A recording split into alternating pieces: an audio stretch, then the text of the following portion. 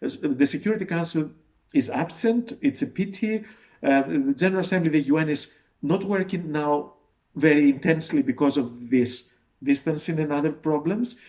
And when we come back, the UN has a financial problem. As we said before, the Americans are stopping their payments to WHO because they didn't like the way it treated China, especially. But then they are not paying fully their dues to the UN, the United Nations, the political body in New York. There are billions of dues which are not paid, and the countries have a responsibility to pay because it is the countries who decide on the budget. They decide on the budget of the UN, and they decide who is going to pay how much according to the strength of their economy. And then they don't pay. Some of them for political reasons, because they want to influence the UN, to blackmail or whatever, or they disagree with something. But you have a legal obligation to pay, and they have to pay because when we come back, the UN may not be able to pay its staff. They may not be able to pay the people who work for the UN, or they may not be paid for all the operations in the offices. Whether the UN people should be making that much money or the European Union people that much money is something else that maybe need to be discussed also. I know many dedicated people at the UN. They are my family also, those who work at the UN, and I fully respect for their work. And the money that I made at the UN, let's say, I felt it was really an extra bonus for me because I would work for it anyway. I would work for it if they gave me only food because it's worth it. Many people feel like that at the UN. But okay, you make some money that are not subject to direct taxation. They're taxed by the organization itself. We may have to reconsider how people are paid so that everybody is paid a bit more equally. As we said, supermarket people are the heroes of today together with the nurses and the doctors and everybody. The UN people are also heroes in their own ways from their offices. So we have to see these things, but you don't.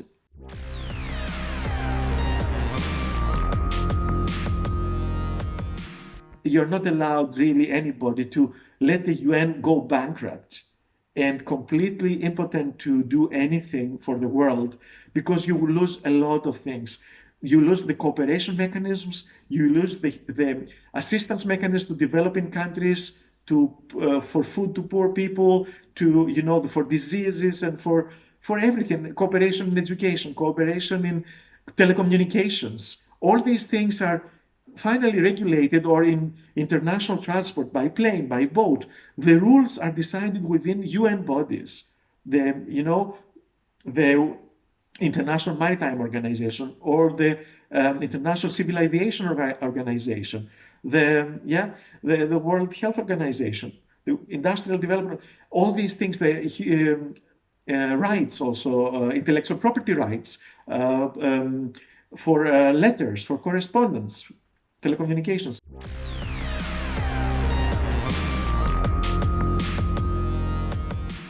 We need all this. We cannot, and we should allow it to be more objective, this system, to express the bigger thing that is humanity. At this multi-level governance world, national governments have a very important role. They still have the armies and the taxation control, and people refer to them, and they need the leadership of those people, fair enough. But we have a humanity level also, that coordination is important, and helping the poor and having a common vision. And we have lower levels, also regions, etc. They also have their rights and responsibilities. Everybody is needed in this structure of governance. So we should not allow any part of it to collapse, but they should be working better together, and resources should be allocated according to the work that everybody needs to do. And people should really, the citizens of the world, because they're citizens at all these levels.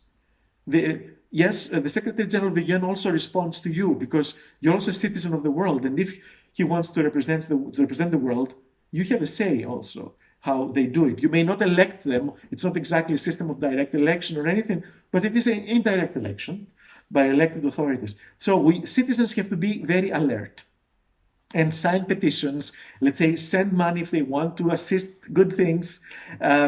Also complain to the governments or to the media, to whatever, for things that they see that are wrong.